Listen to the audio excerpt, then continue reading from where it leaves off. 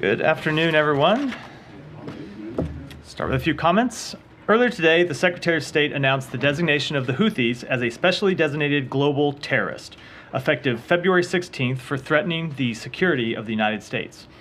Since November, the Houthis have launched numerous missiles and drones towards international merchant ships, as well as U.S. and partner naval vessels defending the safety and security of commercial shipping across the Red Sea. These attacks against international shipping have endangered mariners and disrupted the free flow of commerce and freedom of navigation. For the past several weeks, the United States, with allies and partners around the world, has made clear that there must be consequences for those attacks. And today's designation follows on our military action last week to hold the Houthis accountable for their actions. As always, we are working to mitigate any adverse impacts of this designation on the people of Yemen, including through the issuance of 5 general licenses by the Treasury Department designed to ensure that food, fuel, critical humanitarian aid, and essential commercial goods are able to continue flowing to vulnerable Yemeni civilians. The United States is the world's leading donor of humanitarian assistance to Yemen.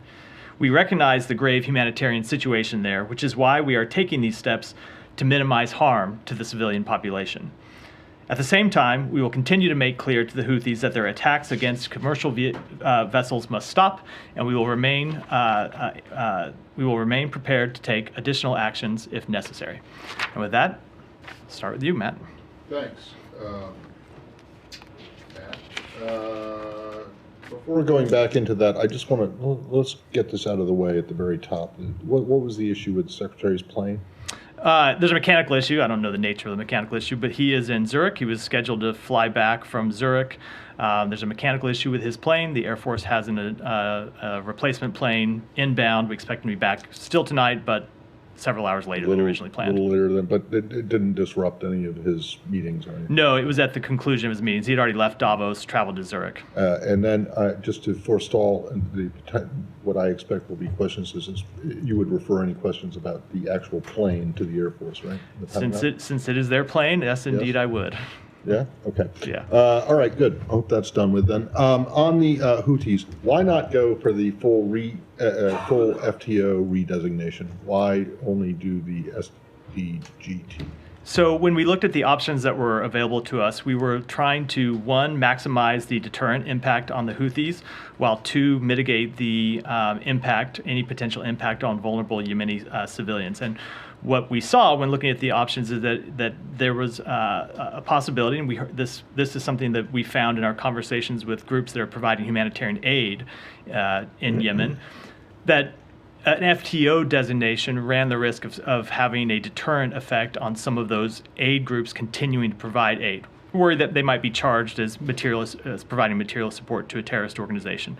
So when weighing those options, we decided that the SDGT designation gave us the tools to deny the Houthis access to the financial system and gave us the tools to impose additional actions, additional sanctions on anyone who does business with the Houthis, while minimizing some of the downstream harm to Yemeni civilians and the deterrent effect that we thought an FTO designation would have on aid groups. And that we saw when there was previously an FTO designation in place. It did have a deterrent effect on groups that really wanted to provide just humanitarian aid and nothing else. Well, did it? I mean, it was not. It was in place for about 3 days before right. You guys. And in our conversations with aid groups, we at the time were told that they were going to be pulling back on the actions that they were taking. They were taking. Just 3 years ago, I can't speak to the specifics, but they were. Right. They told us that they were planning to, and so that's something that we took into consideration. In terms of 3 years ago, today. Is this an admission?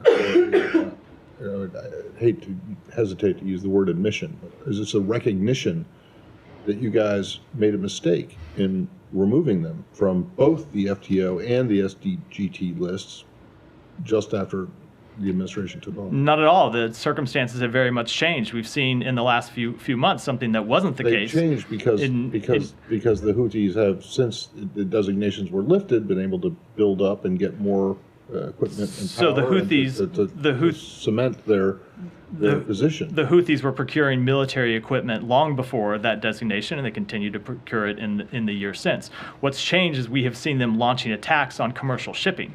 in the Red Sea, something that wasn't the case in 2021. And that's why we decided it was important to take this step. And remember, it's the only step that we're taking. We're also taking military actions that we were not taking, the United States was not taking in 2020 and 2021, because we were looking at a very different situation now than we were then. All right. What precisely is the deterrent effect that you think this designation will have? The effect that we think it will have will be to allow us to deny the Houthis access to the U.S. financial system. How much access to the U.S. financial system do they have? So I don't think they have a bank account at the Bank of New York, but people have ways of trying to get around and find access to the U.S. financial system. And this will give us tools, not just to go after them, but also to enable the imposition of sanctions on any other bad actors who support them, something that we weren't able to do, but now we're able to do because of this designation today. The other bad actors that support them, you mean Iran? Any number of groups. It could be private individuals, too, who you see at times providing financial support.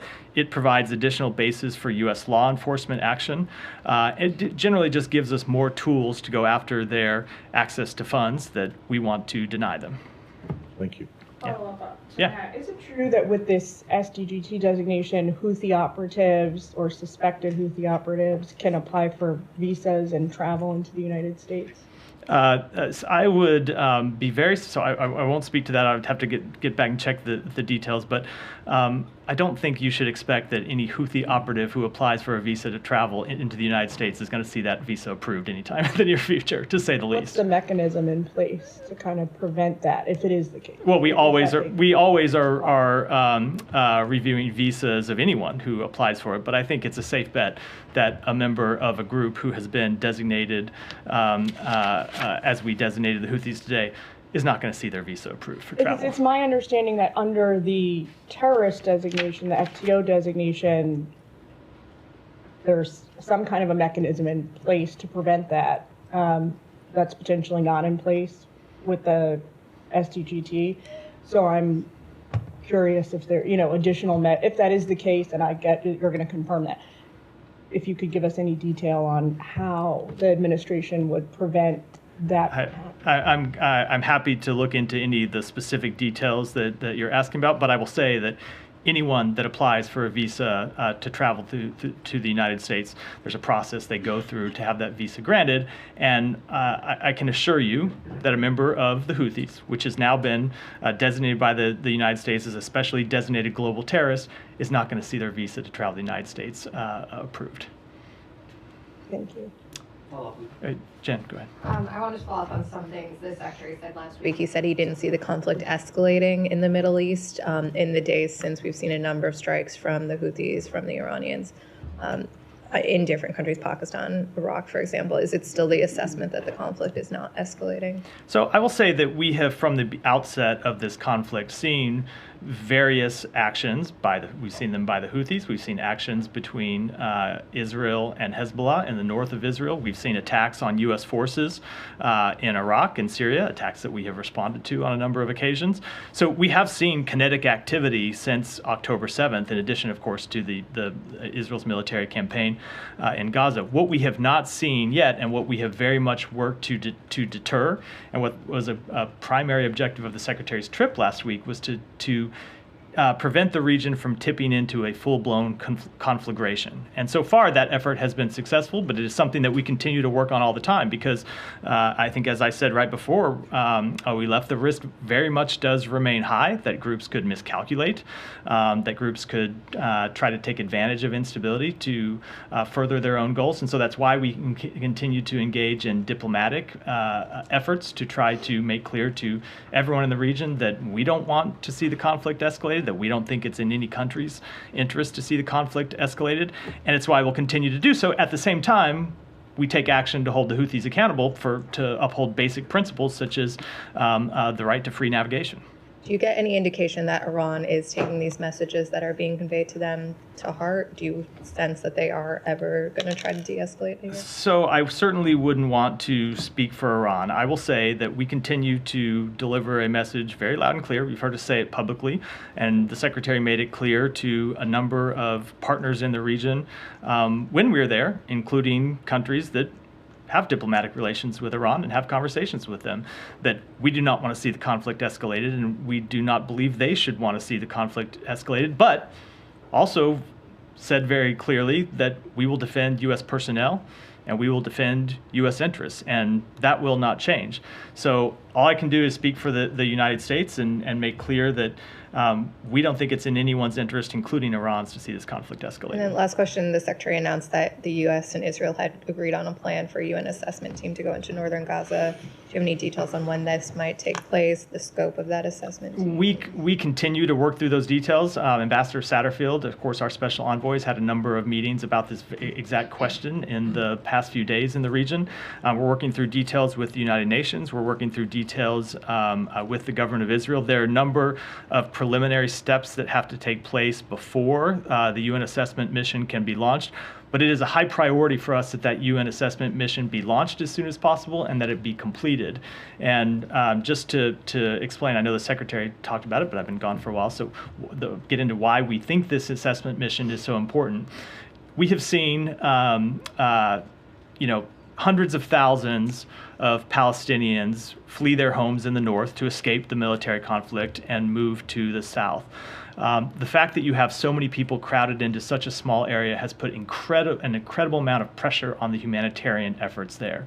It's tough to find adequate housing for people. It's tough to get food and water and everything they need, and it just puts an enormous amount of strain on the system. So it is a position of the United States, and the Secretary made this clear in our meetings in Israel last week, that people should be allowed to return to their homes in the north as soon as the conditions allow.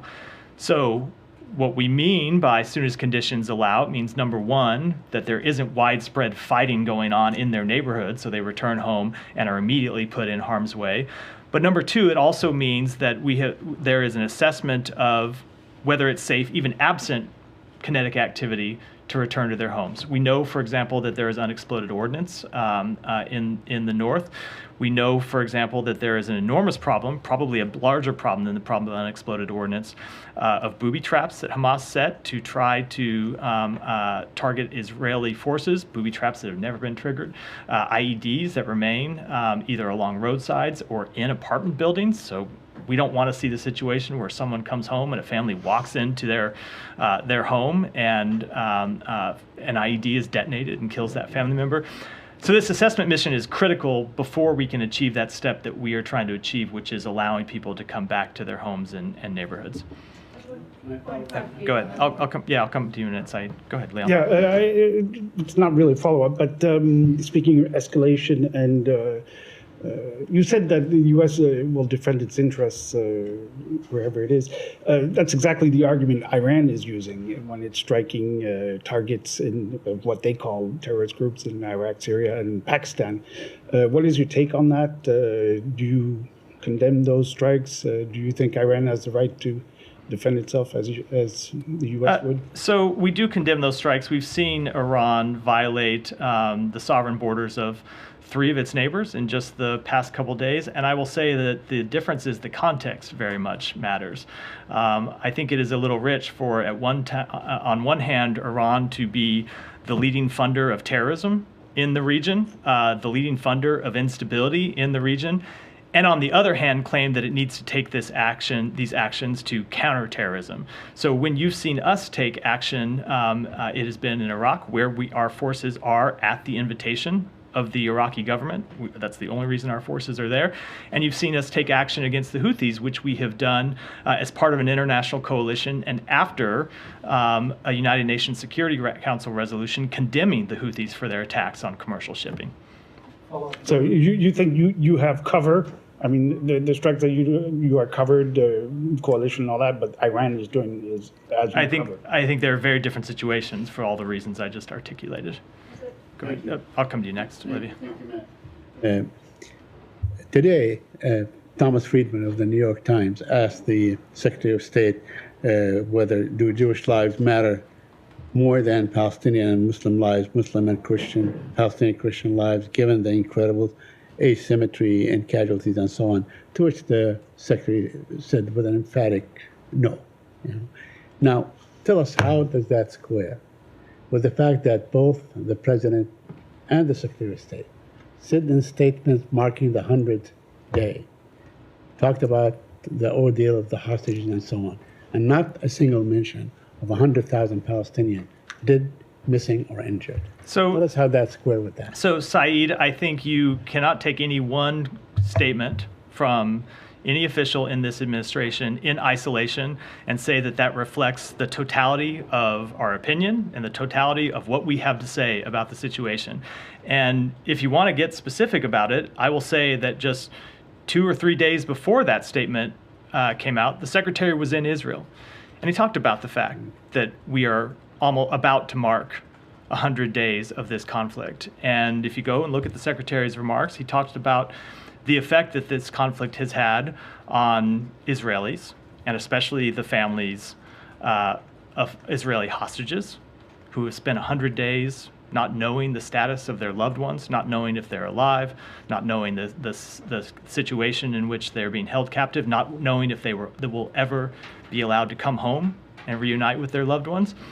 And he talked about what it's meant for Palestinians in Gaza, thousands of whom are mourning the death of loved ones, and thousands of whom are having to live in really intolerable humanitarian conditions. So the secretary has spoken on a number of occasions, as has the president, about the toll that this conflict has taken on Israelis and on Palestinians. And it is what motivates the work that we in the administration have been doing to try to bring this conflict to an end in a way that ultimately establishes a just and lasting peace that ensures the security and the prosperity of both Israelis and Palestinians alike.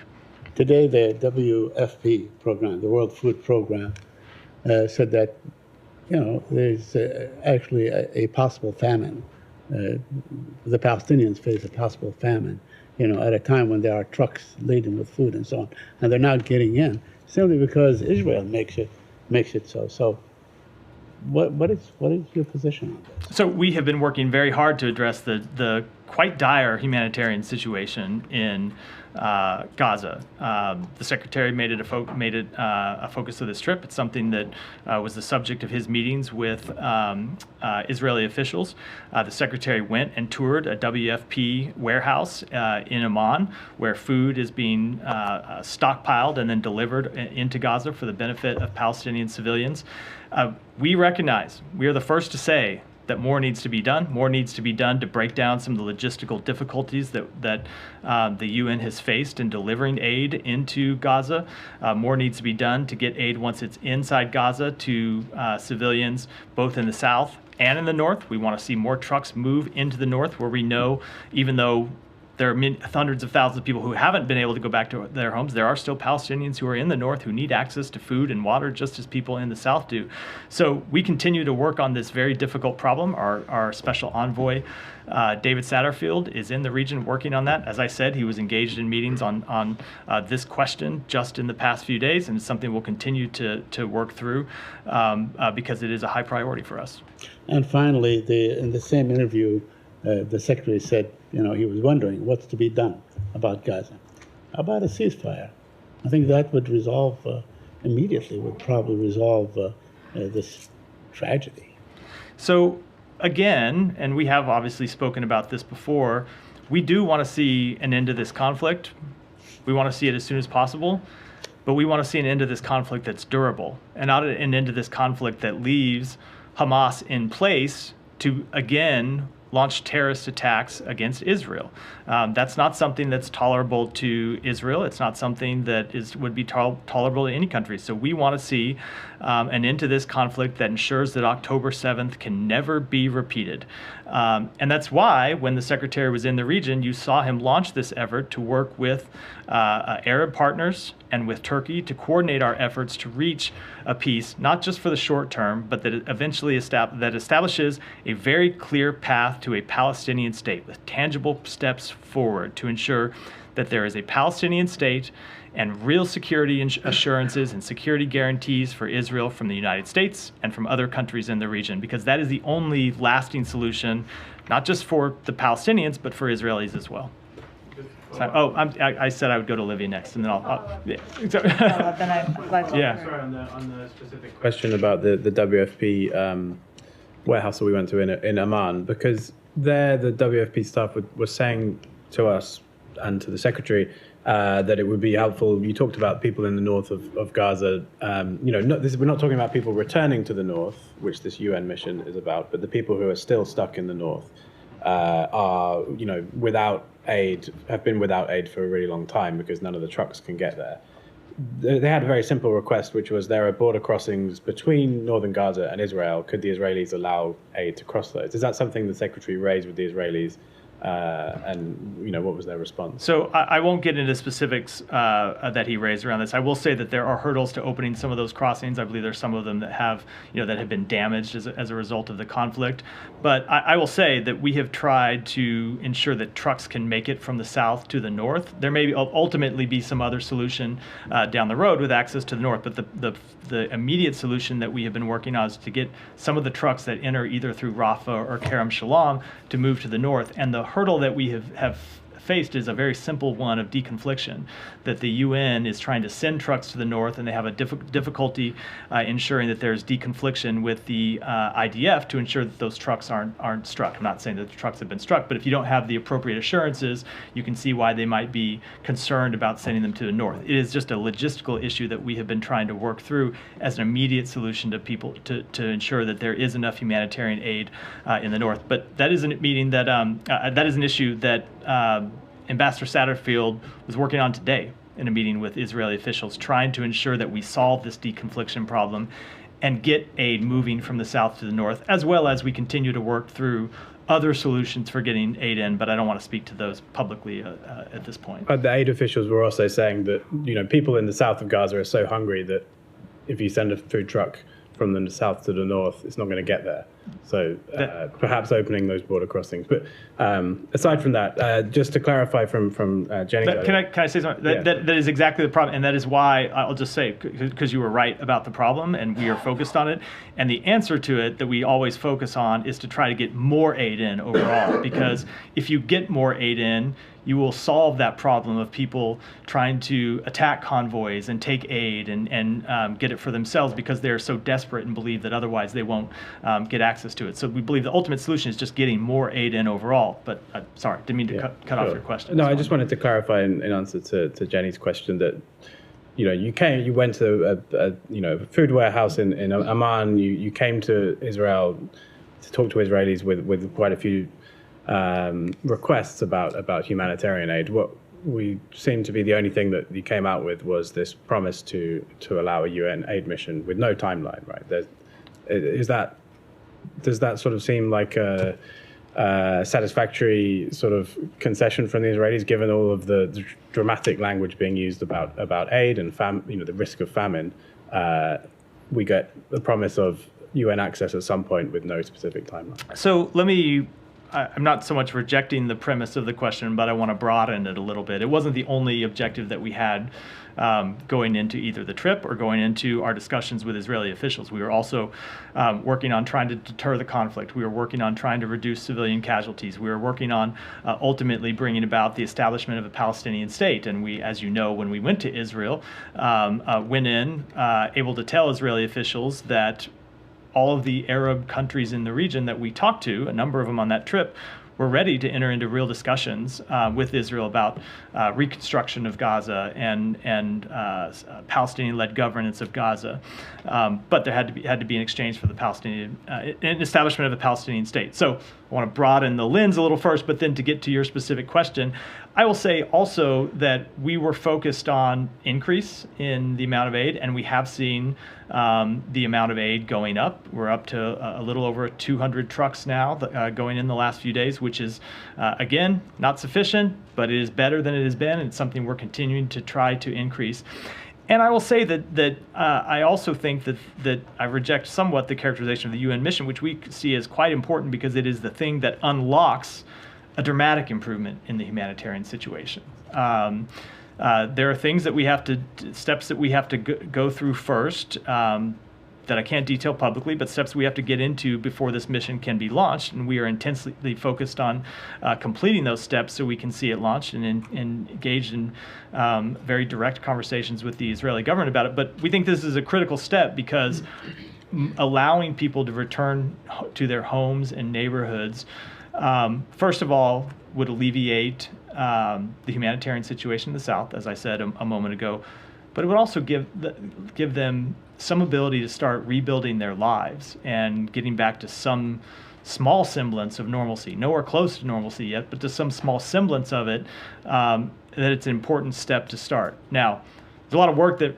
remains to be done to get there, and none of it's going to be easy, but we are working every day to try to kind of go through this one step at a time and get that assessment mission launched so people can start to return home. Olivia, sorry to now. As one point of clarification on northern Gaza, was it ever communicated to the Secretary or anyone else on the American side that it's Israel's policy not to permit people to return to the north unless and until a new hostage deal is struck? No. Okay, so that was never said. It was not. And I did see the reports that in advance that Israeli officials planned to say that, and I saw some reports in advance claiming that they did, but they did not in any meeting with the Secretary. So it's neither the spoken nor unspoken policy of the Israeli government to make that kind of link. I cannot speak to the unspoken policy. I can tell you that they said to us that they do not want to see Palestinians displaced from their homes. And they said to us that they would support a UN mission to assess the conditions so people could return to their homes. And they also never linked return to their homes to the release of hostages in any way, shape, or form. Okay, and I know you said that the discussions are ongoing. I mean, it was a week ago that the announcement about the UN assessment was announced. So, I mean, is anybody moving with like real alacrity to let that take place? I can tell you that on behalf of the United States, we are moving with enormous deliberateness and enormous focus to get this done. And there are a number of steps that we have to work through with the United Nations, with the government of Israel, but it was our urging that got this UN mission approved in the first place. So I can guarantee you we didn't walk in and urge for it to be approved just so it could wither on the vine. We want to see it launched. We want to see it launched as soon as possible because we do believe it is important to find out what the conditions are there. So we collectively, with the international community, can start to look at any mitigation steps that need to be done to allow people to return home. Sorry, what does that mean, enormous deliberateness? It means certainly does not. I just didn't want to. I just didn't. So alacrity. I just didn't. I didn't want to. I was old enough to remember when desegregation was supposed to happen. Let me put it this way. We want it to happen as soon as possible. It took a long time. Let me put it this way. We want it to happen as soon as possible. And that means the only reason I didn't use alacrity, I didn't want to just parrot her word back to her. I was trying to come up with something. Your word was great. I just wanted to be creative and have my own. You wanted to say deliberateness, which I wanted deliberately confused. I wanted, let me put this out for years. Let me put it this way. The Secretary said last week we want to see it happen as soon as possible. I think I said earlier that we want to see it happen as soon as possible. So okay. The reason I raise it, Matt, though, I mean, we've been wanting humanitarian aid to get boosted for the past 3 months, and that hasn't been. No meaningful change in that has happened. I think the number of trucks going in is still stuck at fewer than 200 on average daily, right? So for the U.S. to want this to happen as soon as possible, what does that mean? So the Israelis are not fully on board. Did you receive any assurances? Did the Secretary secure any assurances from the Israeli government that they would move, with alacrity on this issue? So all I can speak for is the United States and what we are trying to achieve. And I will tell you, it is the highest priority for us to get humanitarian aid in. I think it's fair to say it's been an incredibly high priority for us from the beginning, since you've seen it be the focus of the Secretary's trips, and you've seen the Secretary secure agreements to allow humanitarian aid to get in the first place, and then now for this UN mission. But we are not the only party here. The United Nations is a party. Israel is a party. All of these things are complicated. All of these things are difficult problems. All we can do is to push hard privately, to say what we think clearly, publicly, and to try to work through hurdles as they arise and knock down those hurdles to get this mission off the ground, as we have solved other issues as it relates to humanitarian aid since the outset of this conflict. Let me ask briefly just on Iran and Pakistan and Iraq. Has there been any diplomatic engagement between the U.S. and Iraq and the U.S. and Pakistan to message either, the need to respond or not to respond to these strikes by Iran? I don't have any specific conversations to read out. Or do you expect to have any in order to, further this effort to contain the conflict? Again, I wouldn't want to speak to what may or may not happen, but I don't have any specific conversations. Okay, I mean, China has publicly called on both on Iran and Pakistan, at least, to maintain peace and stability. So apart from condemning Iran's moves, I mean, does the U.S. have a similar public message? Certainly, we always want to see peace and stability maintained, especially in this region where it's been the focus of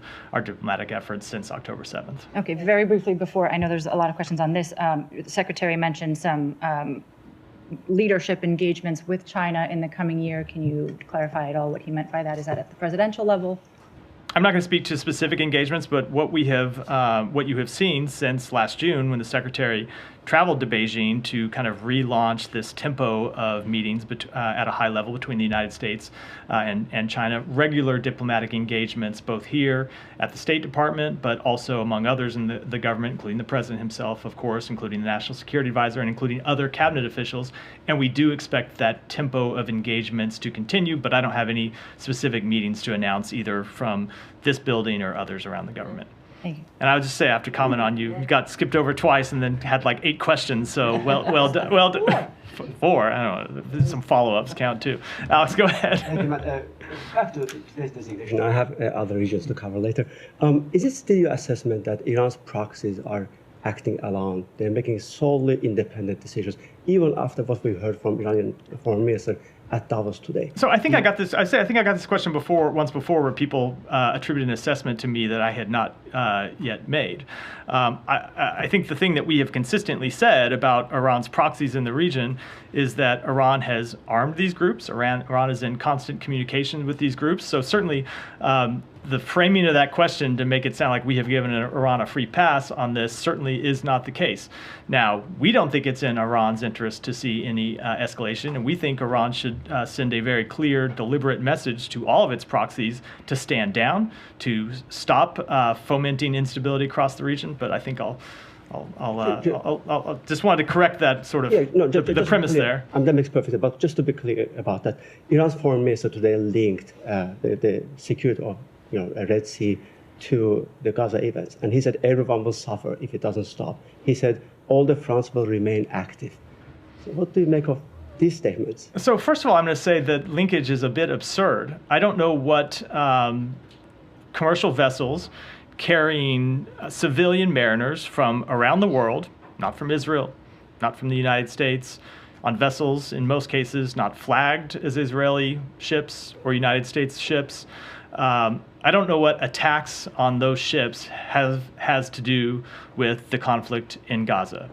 In fact, I do know what it has to do with the conflict in Gaza. Nothing. It has nothing to do with them, which is why the point that we have tried to make clear in marshaling this international coalition to impose consequences on the Houthis. So the message to Iran is the same as it was to the Houthis, which is attacking unarmed civilian vessels that are just sailing through international waters, has nothing to do with the conflict in Gaza, and we will do what we need to deter those attacks. Your action today doesn't scream any message to Iran, and doesn't scream any accountability for Houthis either. It's about, stop. If you don't stop, we will, if you stop, we will reconsider our decision. My question is, you mentioned that we did send private message to Iran. In what way? Was there any communication at Davos? Any fist bump, anything between the U.S. and Iranian delegation? No, not that I'm not in Davos, but I'm not aware of any. No, you can see why I'm standing here in Washington D.C., but no, I'm not aware of any. That's why the Iranian foreign minister also denied today his country's contribution to the war in Ukraine. Do you have any comment on that? He still says that we do not send any drones, despite the fact that Ukraine has multiple times, provided facts. Any comment? I just say that's obviously not true, and the evidence speaks for itself. On Iran? Go ahead. I wanted to ask you about the size of the international coalition against the Houthis. And are there some countries that are afraid to be named in that coalition? So I will let my colleagues at the Department of Defense speak to the coalition. They were the ones that are principally responsible for it. But we have been gratified the support that we have gotten through the various efforts that we have launched.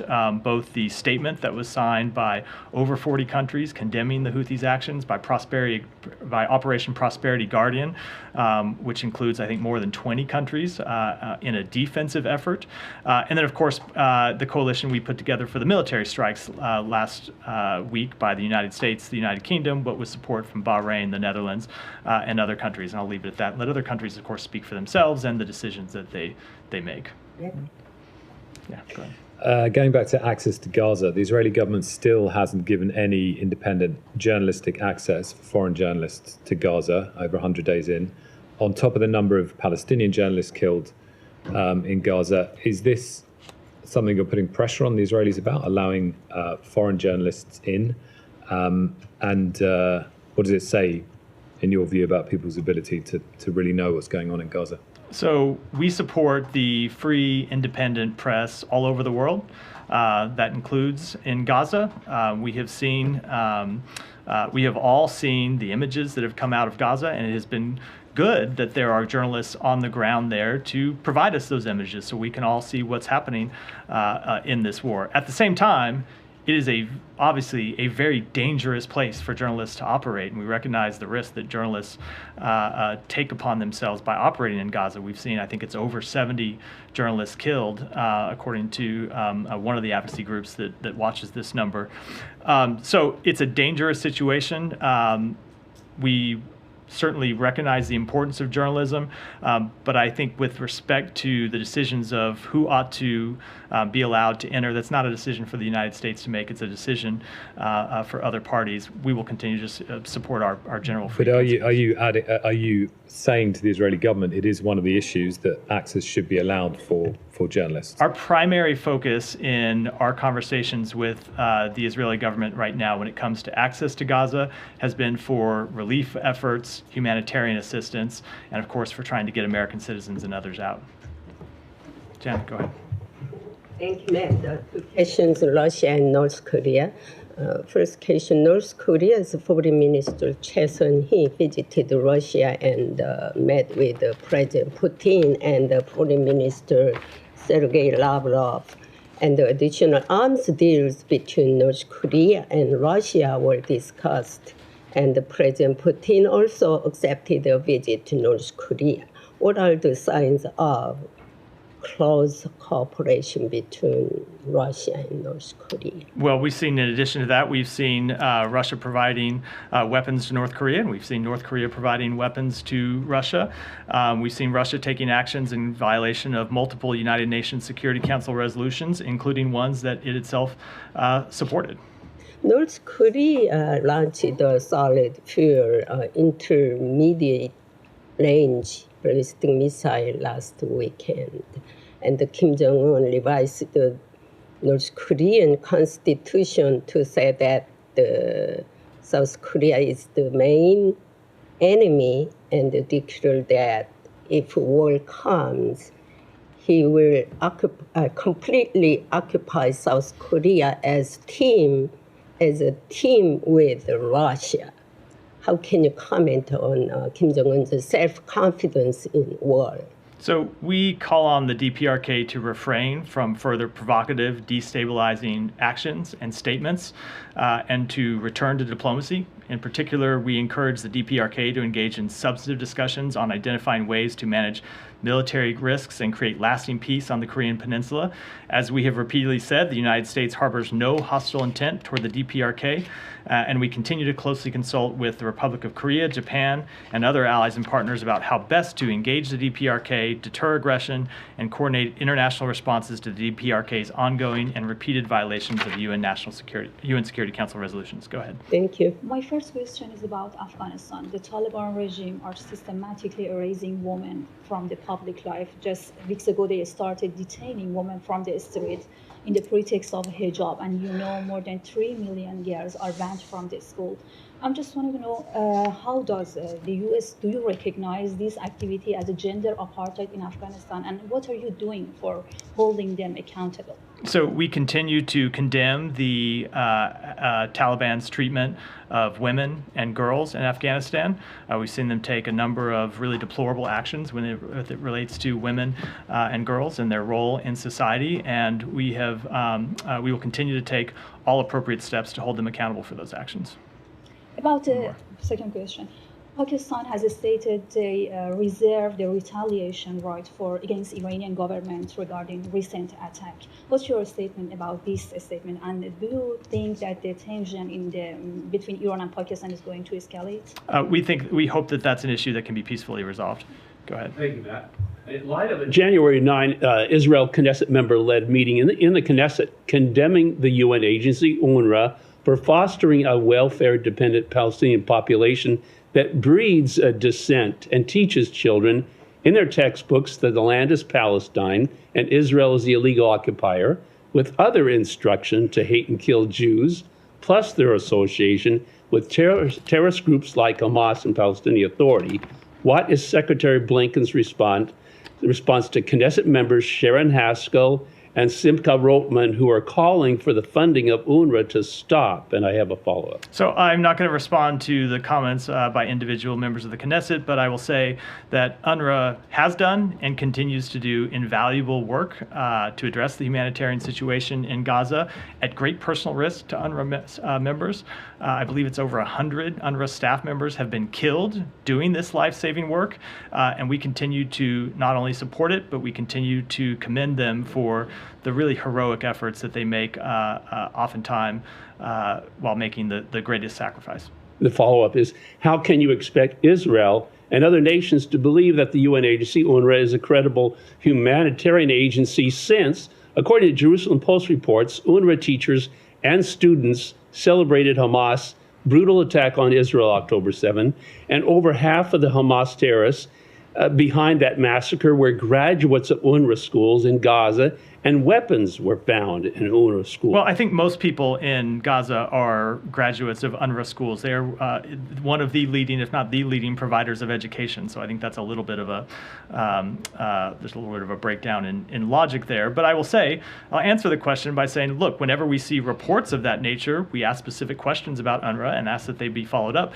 It does not change the life-saving work that UNRWA is doing every day in Gaza that I just detailed a moment ago. Thank you, Matthew. You speak of the Iranian attacks on its neighbors, and I have a question on the Iranian attacks on Erbil specifically. The Iranian government is trying to distorting the very facts of their attacks on Erbil, as they say that we took this action against an Israeli base in Erbil, and the Iraqi government and the Kurdistan region government says that this action took against a civilian house where 4 civilian people were killed, including 1-year-old infant. What's your assessment on that? And do you support the Iraqi government to take this action, this issue to the United Nations to hold Iranian accountable for that? So I will not speak to Iraq's action, but I will say that we condemn Iran's attacks, as we did yesterday, and that following those attacks, Secretary Blinken met yesterday with the Kurdistan regional government's prime minister, Barzani, on the margins of the World Economic Forum in Davos. And in that meeting, the secretary reaffirmed the importance of the U.S. partnership with the KRG and reiterated the United States' unequivocal condemnation of Iran's aggression in Iraq and the Iraqi Kurdistan region. Yeah, on these meetings, there was meeting between National Security Advisor Jake Sullivan and also Secretary Blinken, and today the U.S. ambassador to Iraq met with the Kurdistan region president.